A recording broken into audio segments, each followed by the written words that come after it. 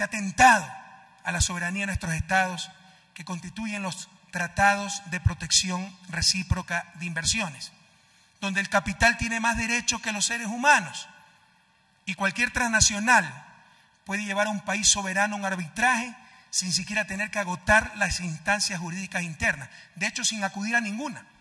Si ustedes quieren acudir a instancias interamericanas de derechos humanos, tienen primero que agotar las instancias jurídicas nacionales.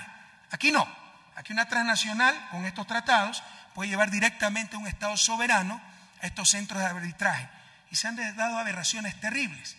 Por ejemplo, el caso Occidental, el petróleo, Oxy.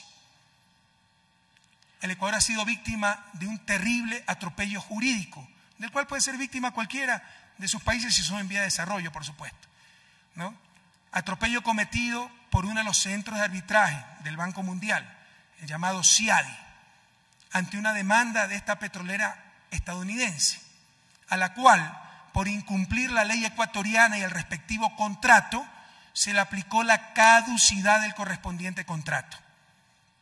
El Estado ecuatoriano, clara e injustamente, ha sido perjudicado de un lado vergonzoso, ya que cito y abro comillas, los actos ilícitos de la Oxy que violan el derecho ecuatoriano se han subestimado groseramente y no se ha tenido en cuenta adecuadamente la importancia que tiene para cada Estado la observancia de su orden jurídico por parte de empresas extranjeras. Cierro comillas, cierro cita. Continúo citando, abro nuevamente comillas. El laudo de mayoría es tan escandaloso en términos jurídicos y contradictorio en términos jurídicos que no tengo otra alternativa que manifestar mis discrepancias. Cierro comillas. Estas citas y expresiones no son el grito indignado de algún funcionario del gobierno ecuatoriano. Es el inusual voto salvado del árbitro Brigitte Stern en el laudo contra Ecuador en el CIADI, sorprendida por el descaro del írrito pronunciamiento.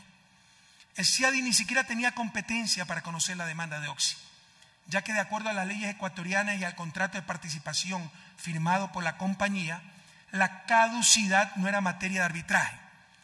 Pese a reconocer esto, el laudo dice, sí, no era materia de arbitraje, pero el tribunal se declara competente por sí y ante sí y decide que es un asunto importante para las inversiones y en consecuencia puede tratarlo, aunque explícitamente estaba excluido de arbitraje. El tribunal también reconoce que Oxy violó la ley ecuatoriana y en particular violó la cláusula 16.1 del contrato de participación, pero juzga la ley. Esto es terrible, se acabó la soberanía. Dice, sí, usted incumplió la ley, pero la ley es demasiado dura. Imagínense ustedes que vayamos a uno de los países desarrollados, cometa cualquier ilícito, me traten de sancionar y digan, no, la ley es demasiado dura, así que bájeme nomás, no me sancione, ¿no? Juzga la ley del país, no es que dice no se aplicó la ley, no es que dice Oxy no incumplió la ley, no, reconoce que la incumplió, reconoce que se aplicó la ley, pero juzga la ley del Ecuador diciendo que es demasiado severa frente a la pena. Como que si el inversionista no conociera la ley.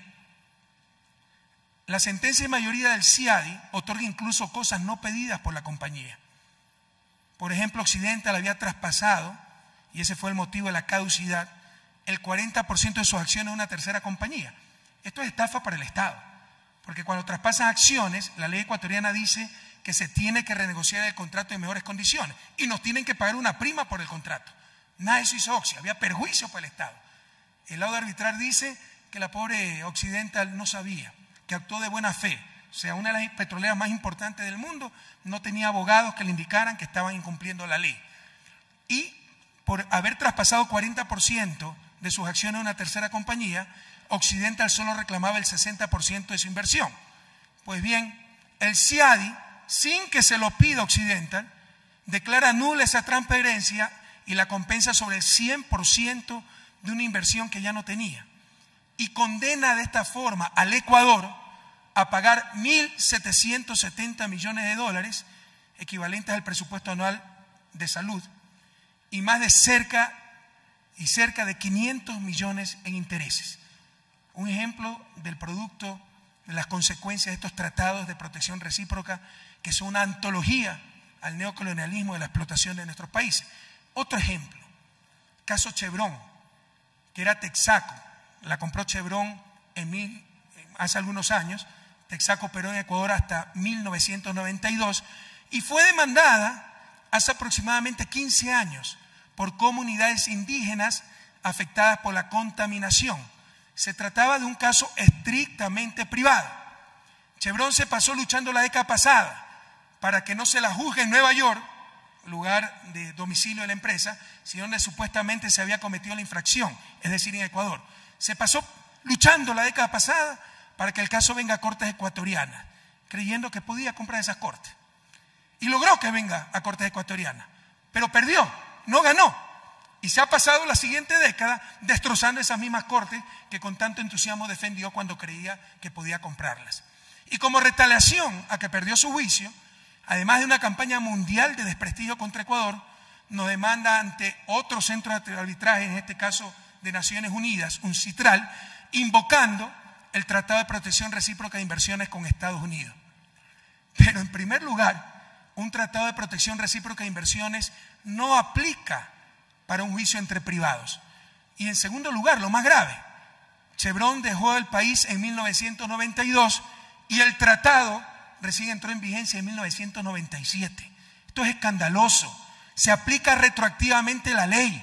Todos tenemos que gritar ante estos atropellos.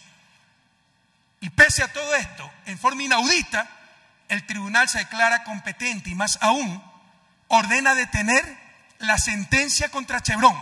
Se acabó la soberanía del país. Eso no lo vamos a permitir. Necesitamos el apoyo de todos los parlamentos del mundo, querido Corcho.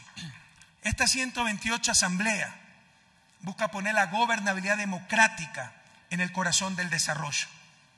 Si he aprendido algo, queridas amigas y amigos, en estos 6 años como presidente, es que al mundo lo domina el capital y los intereses de países hegemónicos, también dominados por dicho capital. Mientras esta situación no cambie, tendremos democracias restringidas o abiertamente ficticias y falta de gobernabilidad nacional en los países más débiles, así como falta de gobernanza o gobernabilidad a nivel mundial.